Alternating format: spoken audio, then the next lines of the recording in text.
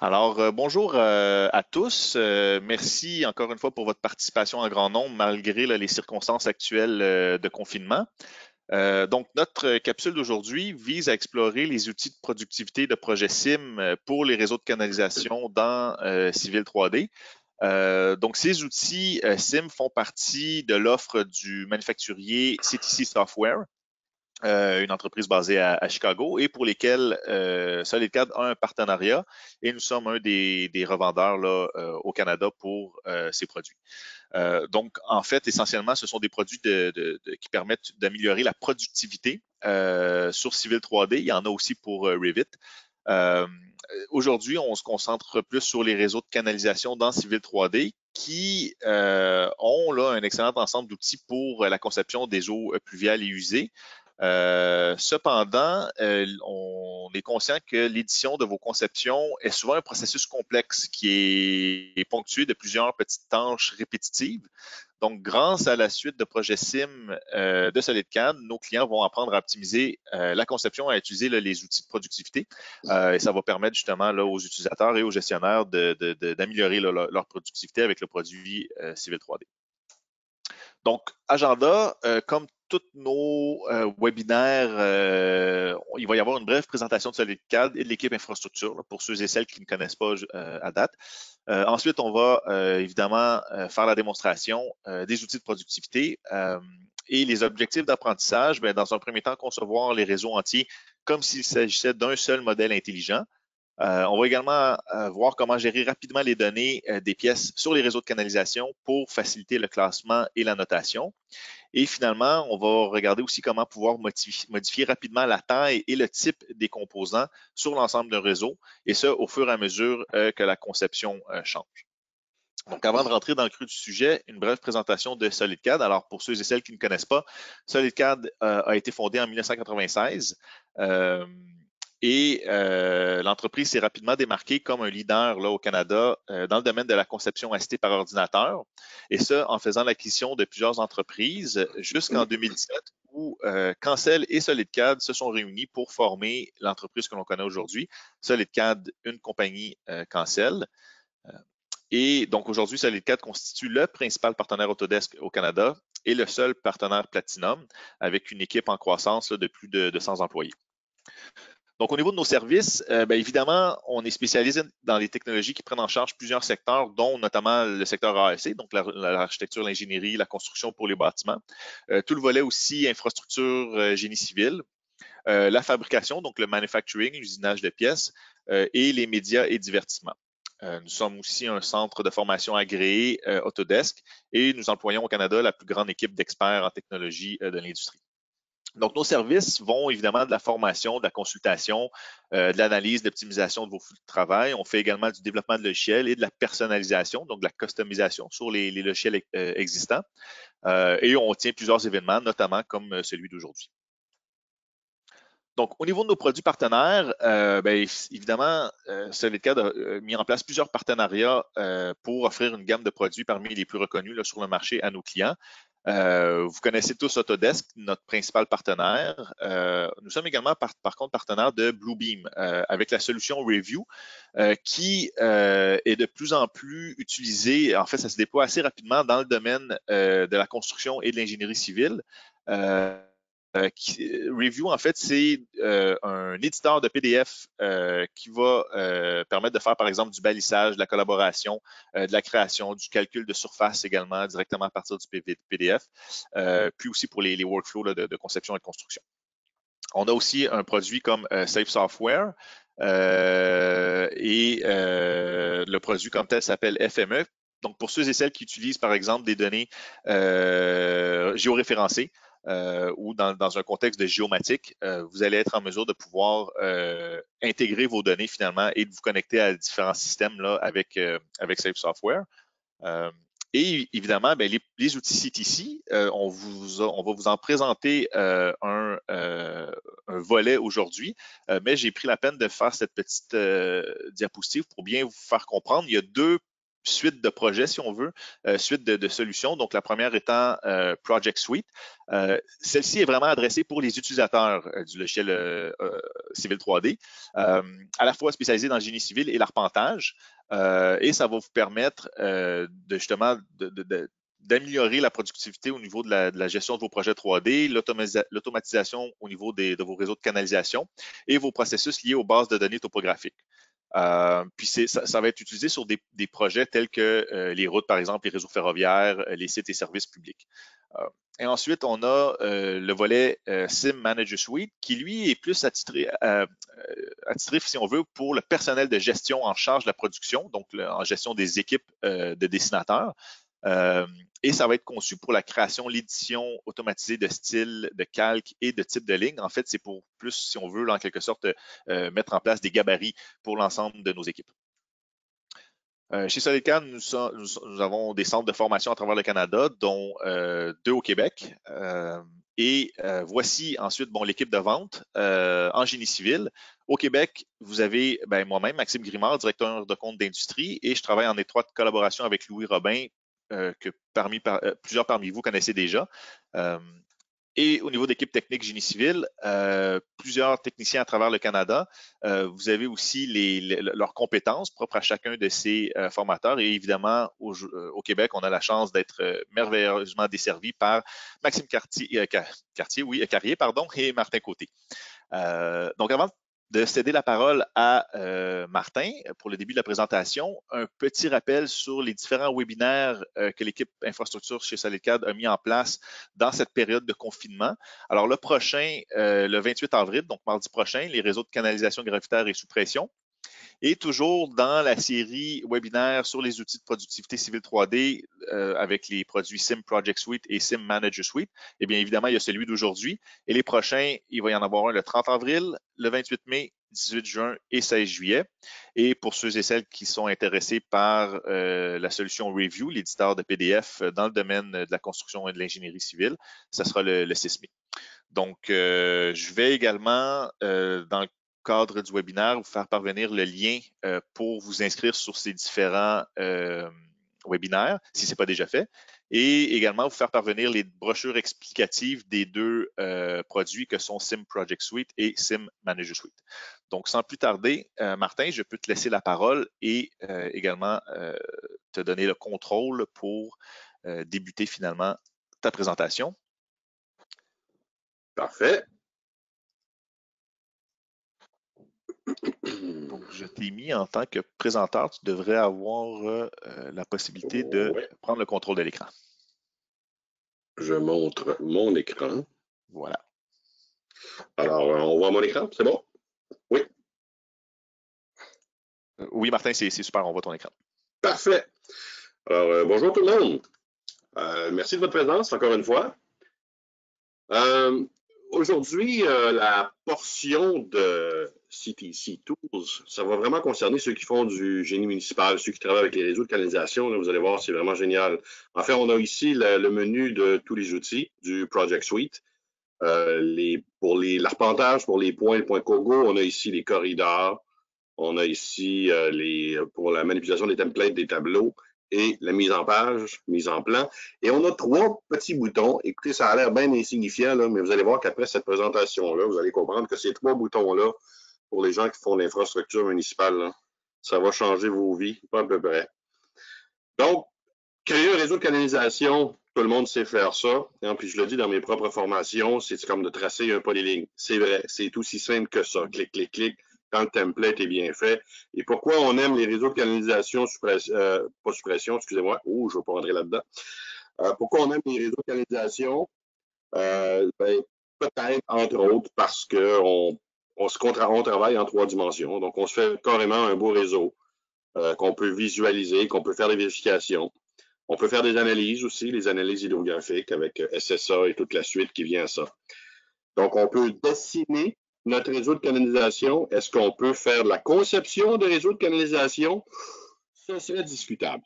On pourrait en parler pendant des heures et des heures. Et plutôt que d'en parler, je vais seulement vous en faire une petite démonstration avec les outils CTC. Alors oui, on le trace, on le projette, et après ça, il faut le travailler. Il faut venir travailler ça manuellement. un par un. Si on a à changer le radier ici, ben, on le fait à mitaine, ou on rentre dans les propriétés, on vient changer le radier du composant et on part comme ça, puis on s'en va un par un. Alors, c'est pour ça qu'on dit souvent qu'au niveau de la conception, c'est un peu plus ardu que de dessiner. Et encore une fois, dans ma formation, pour ceux qui ont déjà assisté, souvent, quand on commence avec le module topographie, voyons, quand on commence avec le réseau de canalisation, je dis souvent aux gens, là, vous allez être déçus un petit peu parce que les fonctionnalités ne sont pas aussi automatisées que les modules précédents. Alors, c'est un fait. Alors, CTC Tools, qu'est-ce que ça nous offre? Alors, première chose, on a 3 petits boutons ici. On a le Part Swapper. Alors, le terme le dit, pour swapper, pour changer nos composants. Alors, le Part Swapper, on clique dessus, sur le bouton. Alors, il va nous demander tout simplement de venir sélectionner. J'avais déjà sélectionné une canalisation. C'est pour ça que le menu a commencé automatiquement, tout vert. Alors, je pourrais sélectionner d'avance, lancer le bouton, ou je lance le bouton, et là, il va me demander tout simplement Select Structure and Pipes in Plan or Profile View. Ce qui est merveilleux avec ces 3 boutons-là, c'est que je peux sélectionner soit dans le plan, soit dans le profil. On sait qu'il y a certaines commandes de Civil 3D où on faut absolument sélectionner dans le plan, mais ici, je peux venir sélectionner ça ici, dans le profil. Alors, j'ai un réseau, j'ai du 1500 tout le long, j'ai du 375 partout, et là, finalement, les 3 dernières, je vais mettre du 1800 et je veux installer du 450. Alors, évidemment, il faudrait que j'y aille un par un avec Civil 3D. Je m'en viens ici, je clique sur tout ce que je veux modifier. Les 3 ici à 1800, les 2 canalisations à 450. On fait Enter. Et là, je peux y aller par sélection. Je peux continuer à faire d'autres sélections ici. Select Parts. Il me revient dans le dessin. Je peux en rajouter d'autres. Ou je peux carrément sélectionner un réseau au complet. Un réseau complet, ça pourrait être intéressant. Justement, j'ai créé mon réseau et tout d'un coup, je n'ai pas choisi le bon part list. Alors, je peux carrément venir changer le part list à partir d'ici, tout en conservant les paramètres de base du réseau. Dans mon cas, j'ai quelques composants à modifier. Je sélectionne ce que j'ai à modifier. Je m'en viens ici. J'ai 3 structures, 2 tuyaux. Alors, mes structures, je veux les remplacer avec du 1800. Alors, ça, c'est la liste de mon part list, ma liste de composants que j'ai pour mon réseau pluvial. Et mes tuyaux, les 2 tuyaux que j'ai sélectionnés, je vais avoir du 450. Je fais OK. Regardez bien l'écran ici, j'ai du 350. Ici, je n'ai pas donné la taille. C'est correct, je n'ai pas choisi le bon dessin. Je m'en viens ici, je fais OK. Je clique. Vous voyez, les composantes ont changé. Les tuyaux, c'est du 450 maintenant. C'est le dessin Part Swapper. C'est pas grave. Fait qu'ici, on aurait vu carrément, oups, les sélections. Je peux faire aussi des sélections par fenêtre. C'est ça qui est bien. Hein? Je reviens ici, je fais une belle fenêtre. Même si j'ai d'autres choses dans ma fenêtre, c'est pas grave. Lui, ce qu'il sélectionne, c'est structure et tuyau. Alors, mon 1800 ici, mon 450 qui est ici. Je fais OK. On va voir le 1500 va changer pour du 1800. Et mes tuyaux du 450. Fait qu'on peut faire du swap part ou de changer le composant par groupe. Excusez-moi. J'avais oublié de brancher mon laptop. Un peu plus qu'on se perdait.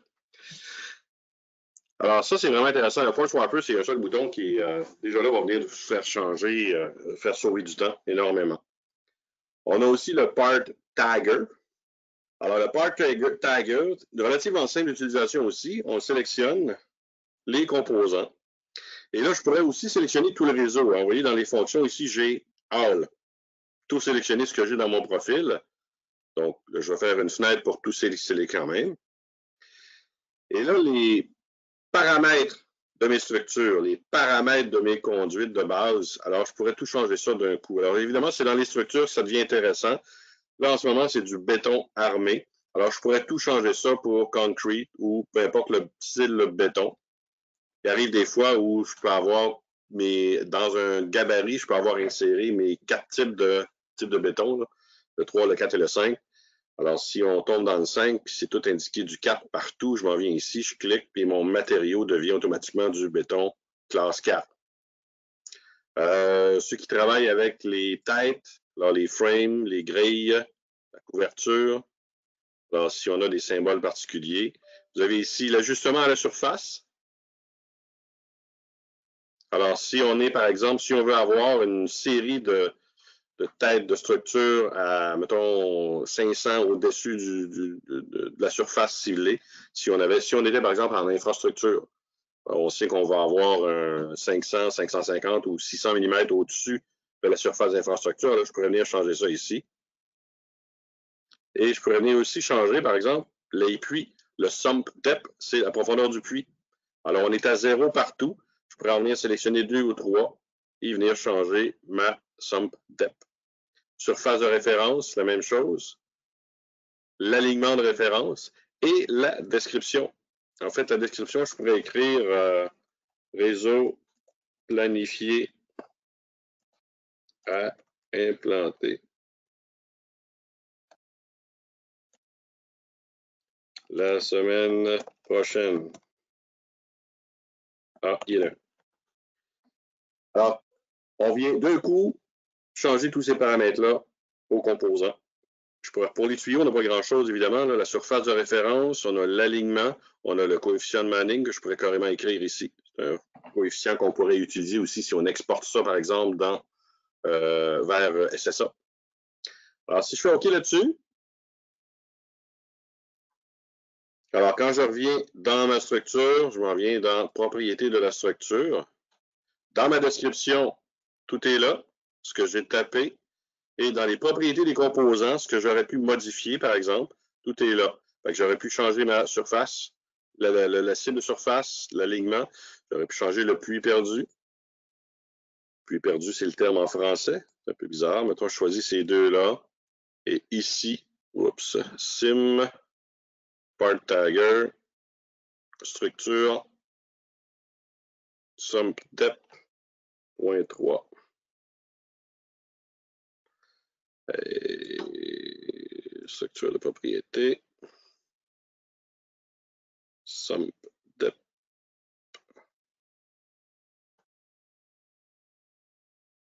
Profondeur, alors, j'ai peut-être pas fait le OK. Part tagger.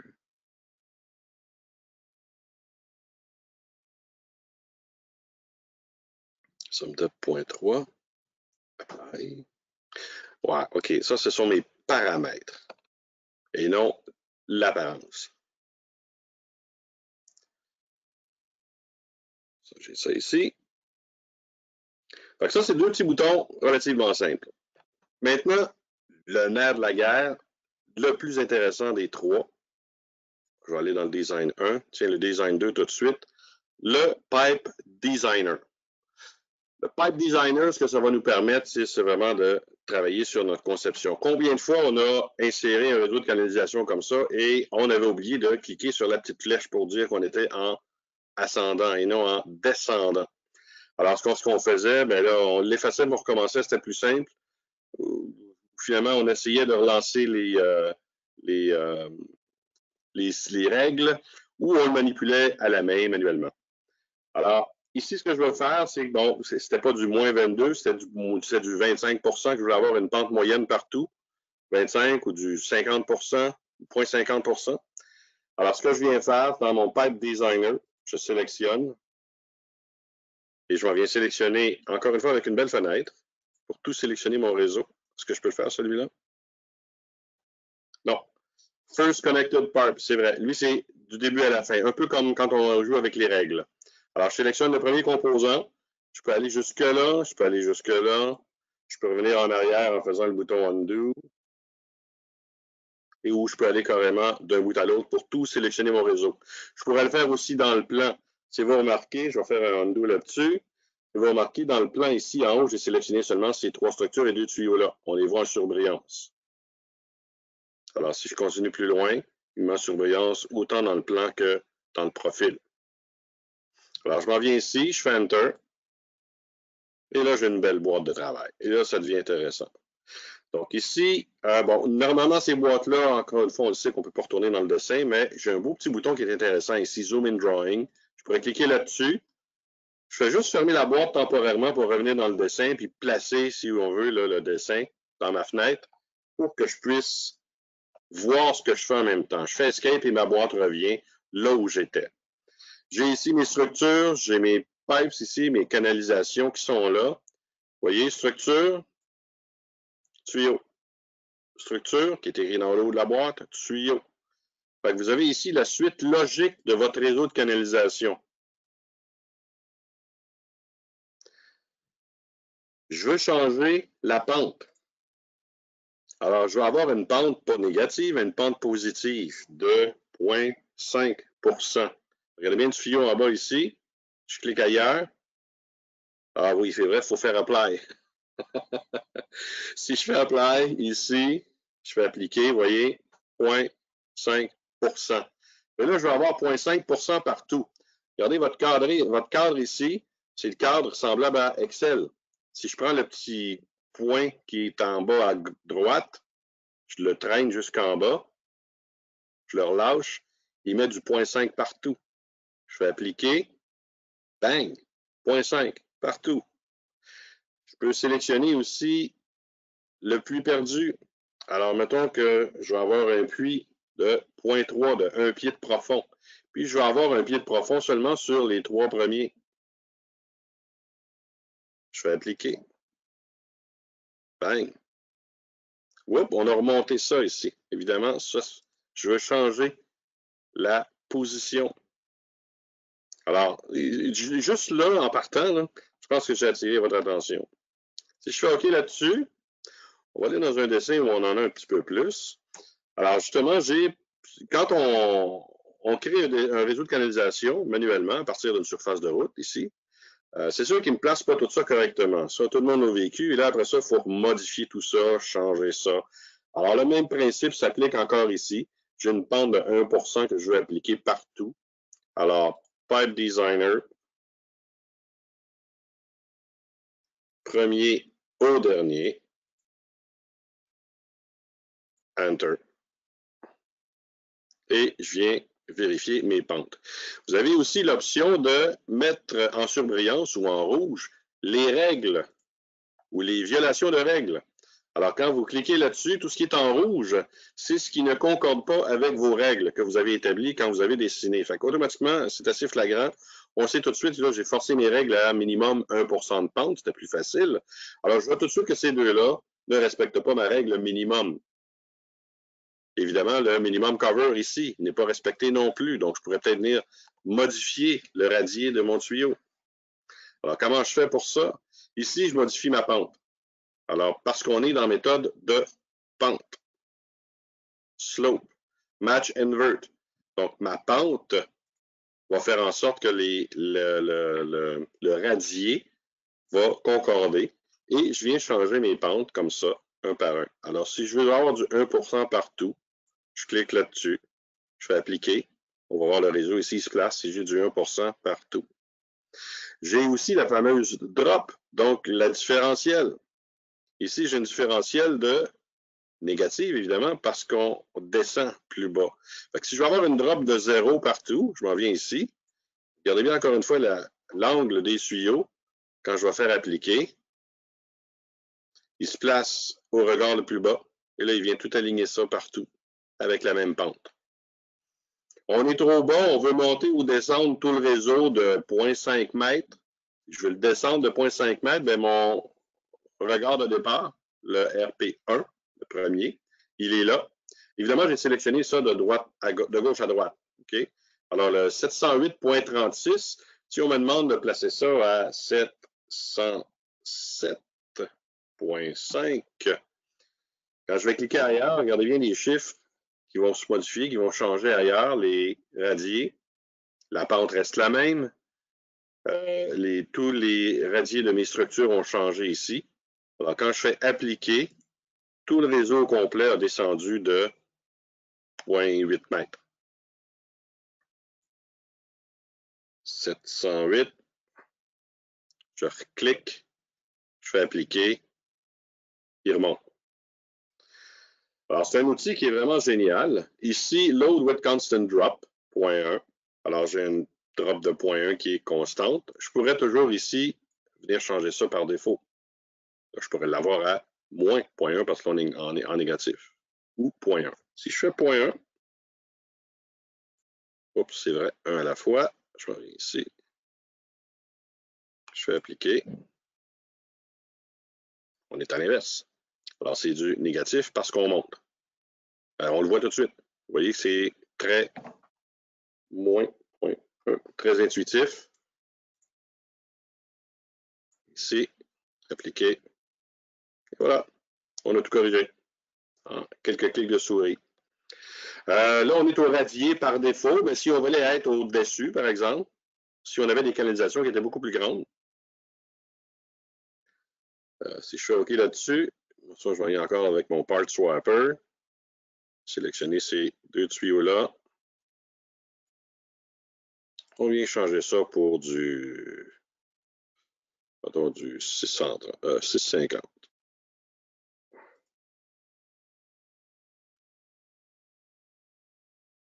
Alors, si je fais mon pipe designer, de là à là.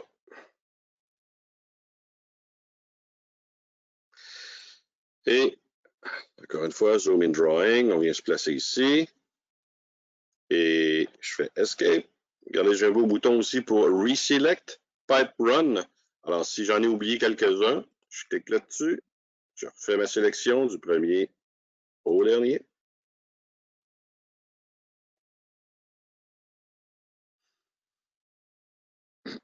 Match Crowns. Alors, c'est par le dessus. Si je fais appliquer. Par le dessus. Ma drop ici est un négatif. Je mets ça à 0.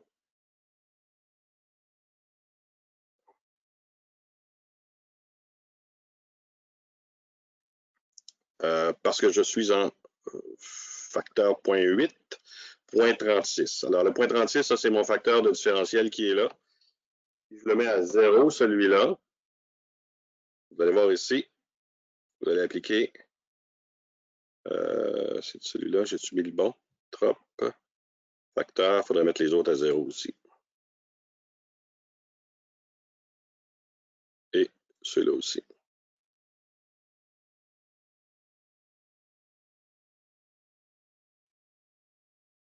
Match Crown, quelque chose que je ne comprends pas. OK, à 0, c'est comme si tu marchais avec les inverts, puis à 1, c'est avec la couronne. C'est ça. Puis, entre les deux, de 0 oui. à 1, c'est les nuances. Est-ce Oui, qu'on fait vrai. à 0.5, on fait fitter le centre du tuyau, à 1, on fait fitter le top, puis à 0, le radier. Oui, c'est vrai, je me souviens plus. Merci, Maxime. Et voilà. Alors, je vais faire fitter le top, comme Maxime a expliqué. Facteur de 1, on est pile au-dessus. Et de 0 avec le radier. Donc, on vient bouger comme ça, en haut et en bas, notre facteur de concordance. Donc, match invert. Vous avez au niveau des structures aussi, si au lieu de travailler avec les puits, je voudrais travailler avec les radiers de mes structures, alors je peux venir maintenant modifier individuellement les radiers de mes structures. Alors, vous voyez, en mode puits, je modifie le premier, tout le réseau va monter ou descendre. Alors, si je veux seulement monter ou descendre quelques-unes de mes structures, on vient en mode radier. Et là, je viens les modifier un par un, manuellement. Même chose, tu sais, j'étais en invert tantôt, là, le crown ou le top. Et vous avez le show hide columns qui est ici, avec lequel on peut afficher ou désactiver là, certaines colonnes. Là. Donc, vous voyez, je peux en mettre plus. Là. Je peux mettre la description, le part size name. Je pourrais mettre le station puis le offset, par exemple, pour les structures. En structure, j'ai le chaînage, puis j'ai le décalage par rapport à l'axe de référence. Donc, on va avoir différentes informations ici qui peuvent être pertinentes dans notre tableau. À la base, j'ai un autre petit dessin ici. On peut avoir des fois des réseaux secondaires ou comme ici, on a des puisards. C'est rare qu'on fait ça, mais une petite option intéressante qui peut être là-dedans. J'ai envie de venir modifier les... On voit que les pentes ne sont pas correctes. OK. Alors, à ce moment-là, je m'en viens dans mon Pipe Designer. Et là, je peux y aller même en plan si je voulais. De celui-là à celui-là. Il me l'affiche dans le dessin, dans le profil. Fait qu'il vient me sélectionner ce profil-là. Enter. Donc là, ce que j'ai ici, c'est que j'ai mes différentes pentes. Bon, ici, j'ai mes puiseurs. Ici, j'ai ma canalisation principale. La canalisation ici sur le réseau au centre de la rue. Alors, ce que je veux faire, c'est que je veux venir, bon, premièrement, changer les pentes. OK, pente négative, ça va. Ici, ça va être une pente positive.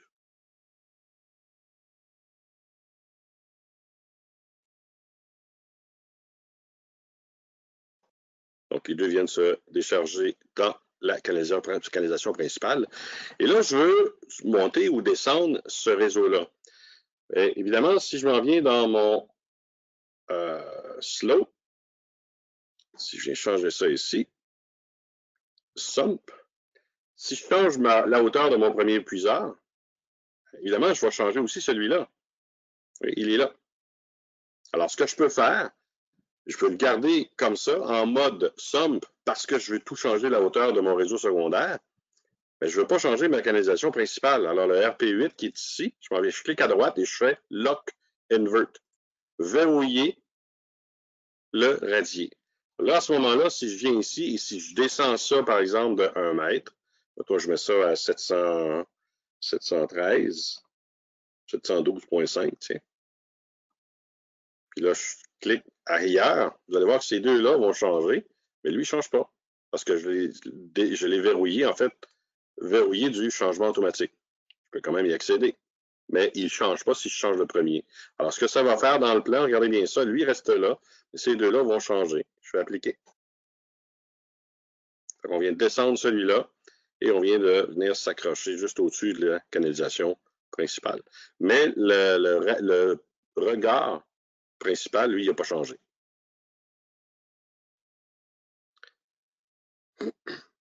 Alors, ça fait pas mal le tour des trois petits boutons dont je vous avais mentionné.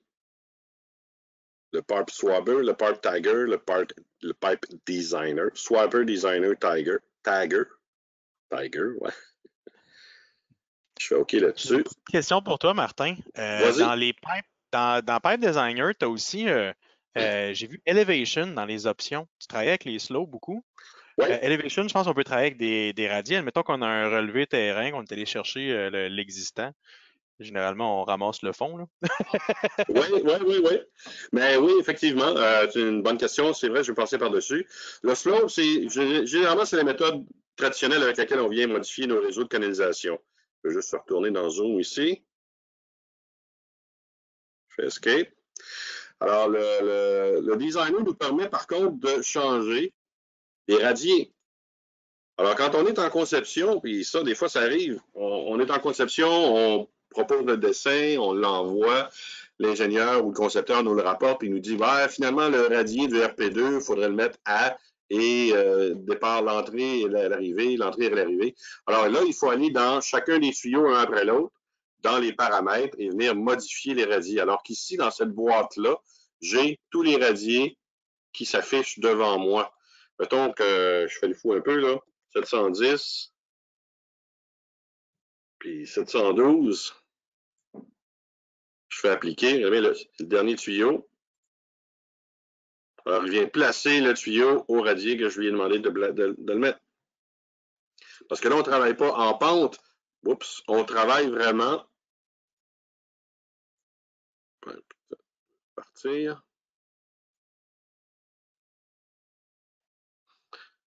Alors, on ne travaille pas en pente, on travaille vraiment en radier. 711, j'ai fait appliquer, j'ai fait canceller tantôt. C'est ça. Voilà. Alors, on le sait que ça nous arrive souvent. 712, c'est un petit peu exagéré. Si on va le mettre droit. Donc, c'est à ça que ça sert le bouton élévation. Donc, au lieu de travailler en pente, on vient travailler en élévation. Alors, si on veut travailler les deux, bien, on switch, on change au fur et à mesure, au fur et à mesure de la donnée qu'on veut insérer, soit en pente, soit en élévation. Alors, c'est vrai ça aussi. Tu es dans Pipe Designer, Martin, ouais. excuse-moi. Oui. dans ton Non. exposé. T'es là pour ça. Les éléments pipe et structure, je vois qu'ils ne sont pas bloqués. Est-ce qu'ils peuvent être massivement renommés à l'intérieur de cette interface? En fait, ce que je peux faire, c'est que je peux les renommer ici. Oui. Ça fait Massivement. partie d'une des questions à Eric Pelletier, à savoir s'il y avait une possibilité de renommer les éléments du réseau en lot. Tu vois, Eric, c'est ce que je viens de faire ici. Je l'ai renommé. Je vais faire le undo. Le Pipe Designer a son propre undo à l'intérieur de la commande. Alors, je peux faire le undo ici. Je me ramène. Donc, j'avais RP1, 2, 3, 4, 5 et 10. OK. Mais si je m'en viens ici, mettons, je renomme ça ici 11. Si je replique ici, je fais le tour, je m'en viens jusqu'en bas. 11, 12, 13, 14, 15, 16. Le numérique va suivre. Alors, je pourrais renommer, oui, effectivement, en batch comme ça. Et ce qu'il y a de bien, c'est que là, il est dans l'ordre. Fait que là, j'ai 11, 12, 13, 14, 15, 16. Combien de fois on a un réseau où on a inséré celui-là, on est revenu en arrière, on en insère un autre. Puis là, la numérotation est tout croche. Alors ici, j'arrive en haut, je les sélectionne dans le bon ordre. Je m'en viens mettre le premier numéro en haut. Je fais ma copie comme ça. Il va regarder les lettres, il va augmenter les numéros. Et on va tout renommer dans l'ordre, c'est-à-dire, si je reviens ici, par exemple, 01. Je place tout ça. 0, 1, 2, 3, 4, 5, 6. Alors là, 1, 2, 3, 4, 5, 6, si je l'applique. Duplicate, please enter a new name. Ah, ouais. 3, 4, 5, 6. Non, c'est correct. Un autre nom à tes structures. Tes Ouais. structures et tes pipes ont le même nom. Ouais, c'est ça, exactement. Fait que, ici. Réseau. PL.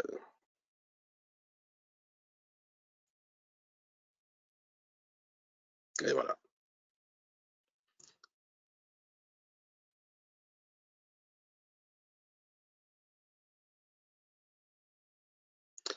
PL4. Fait que 1, 2, 3, 4. PL5. PL6. Et je pourrais faire la même chose avec les tuyaux. Et souvent, dans les tuyaux, c'est toujours en désordre total. Mais avec mon Pipe Designer, je peux tout remettre ça dans l'ordre avec la bonne numérotation, c'est-à-dire dans l'ordre de la numérotation voulue. Oui, merci Eric d'avoir mentionné. Effectivement, on peut le faire. En fait, tout ce qui est blanc peut être modifié. C'est aussi simple que ça. Tu vois, si je tombe en slope, c'est parce qu'on est en pente. Donc, il libère la colonne blanche, pente, mais les radiers deviennent gris parce que là, les radiers dépendent de la pente. Donc, je tombe en élévation, et ainsi de suite. Fait que c'est bon? Pas d'autres questions? Non. Alors, c'était mon exposé. Alors, ma présentation de mes 3 petits boutons dans le SIM Project Suite. Je sais que pour en avoir déjà fait, la conception de réseau de canalisation avec cet outil-là, ça devient maintenant un plaisir. Alors, c'est beaucoup plus facile, c'est plus rapide, effectivement. Puis, vous voyez, là, moi, je vous dirais, là, puis je l'ai dit à Maxime, là, à l'extérieur du webinaire, là, juste ces 3 boutons-là, pour les gens qui font de l'infrastructure municipale, là, justifient le prix de tout le menu qu'il y a là en haut. Carrément. Alors, voilà. Pour la suite, je vais laisser ça entre les mains de mon collègue Maxime. Tu pourras reprendre la présentation, Maxime, parce que Maxime a des nouveautés, en fait, à nous annoncer. C'est ça, Maxime? Le Pipe Jammer. Ouais. Fais juste allumer ton micro, Maxime. Ah oui, excuse-moi. Oui, en fait, j'ai une grosse nouveauté qui va être en... Tu vois mon écran, Martin? Oui, on voit tout ça. Oui, c'est beau. Super. En gros, les suites Project et Manager de CTC sont des suites vivantes. Ils sont voués à être changés, à être bonifiés, à être adaptés activement, je dirais, à quasiment toutes les saisons. On a des belles choses prévues pour les arpenteurs, des belles choses prévues pour l'infrastructure, qu'on va en discuter ici. Puis on a aussi des outils de grading qui s'en viennent, puis d'auto-labeling pour des objets conçus en AutoCAD et Civil 3D conjointement, centralisés au même endroit, qui s'en viennent. Moi, ce que je vais vous parler de ce qui est à venir, c'est encore indéterminé. Ce ne sera pas dans la première release des outils 2021 en mai, mais dans les prochains mois, c'est à venir. Ça va être l'outil PipeJammer. PipeJammer vient s'ajouter aux outils Pipes de sorte à pouvoir exporter et importer des tableurs de vos réseaux gravitaires et sous pression via Excel. Dans le fond, là, j'ai une interface, une pseudo-interface à vous montrer. Mais en gros, on va avoir la capacité de produire et formater à même un des boutons des outils CTC dans une interface, comme vous avez vu, un peu comme Pipe Designer. Vous allez pouvoir produire et ordonner un grid avec les propriétés de vos structures et de vos canalisations pour pouvoir les exporter, que ce soit à des fins d'analyse, simplement pour avoir un grid Excel pour vos ingénieurs, pour des collègues ou pour d'autres intervenants, ou simplement formater dans le bon sens pour pouvoir les envoyer dans vos outils d'analyse. L'idée est de pouvoir créer un outil facilitant. Vous avez vu, là, CTC ont travaillé avec Pipe Designer sur des outils similaires à Excel pour justement copier en masse ou avoir l'incrémentation, par exemple, sur vos noms sur vos noms de composantes. Eh bien, pourquoi pas le faire directement dans Excel, on va vous dire. Fait que vous pourriez, pareillement au Pipe Designer, massivement sortir un grid Excel, faire vos modifications, faire vos analyses et, à votre guise, les renvoyer à l'intérieur de vos réseaux de canalisation. Ça va être un outil de plus vraiment intéressant à rajouter à l'intérieur des outils CTC prochainement. Je pense qu'il y avait une question. Avec Pipe Designer, lorsqu'on a une structure, lorsqu'on a des structures nulles, ça ne fonctionne pas. Est-ce normal? Je pense qu'Éric est en train de travailler en même temps dessus. Non, effectivement, ça, j'ai envoyé une demande hier à Brian pour ça. Oui, effectivement, la structure nulle, je ne sais pas pourquoi, il n'est pas capable de la reconnaître ou quand la structure nulle est incorporée dans un réseau, il ne la reconnaît pas. Alors, ça va être quelque chose avec laquelle je vais pouvoir vous répondre prochainement. Ça ne devrait pas être extrêmement compliqué, c'est que le fait qu'il scanne les composantes pour aller chercher les puits perdus, des choses comme ça qui sont juste pas pertinentes dans les structures nulles. Exactement, il n'y en a pas dans la structure nulle. Alors, plutôt que d'utiliser une structure nulle, tu peux utiliser une structure standard, mais tu la mets invisible, tu lui donnes un style invisible. Alors, pour l'instant, c'est comme ça que j'ai réussi à contourner le problème. Pour le reste, ce que je vais faire, c'est que quand j'aurai une réponse, ceux qui ont participé au webinaire, là, je vous enverrai la réponse. Formidable, Martin. Et c'est là-dessus, sur ce petit tease de la prochaine possibilité au niveau de PipeJammer qu'on va conclure la formation. Merci d'être là, encore une fois, dans cette situation cocasse qu'est le confinement. Au mieux cocasse. Merci d'avoir participé à notre webinaire. La semaine prochaine, Martin va présenter des bonnes pratiques au niveau on va retourner dans le pur Civil 3D, dans les bonnes pratiques pour préparer vos réseaux de canalisation. Je vais aussi présenter, ça, Martin va le faire mardi et moi, très bientôt, je vais présenter un autre volet des outils CTC vraiment orientés sur des sites de projets de construction. Donc, on va parler un peu de grading, des outils qui sont à venir. On va revenir sur des outils de gestion de corridors, sur la production de plans. Il va y avoir un peu de répétition avec les dernières formations, dernières présentations au niveau routier, mais vraiment une thématique et des applications orientées sur la gestion de sites de construction. Donc, merci à tous. Puis, juste avant de terminer, moi, demain, j'ai un atelier sur le Autodesk Vehicle Tracking pour ceux qui sont intéressés. Celui-là n'est pas gratuit, il est payant, mais c'est une formation à très peu de frais. Vous pouvez le retrouver sur le site SolidCAD.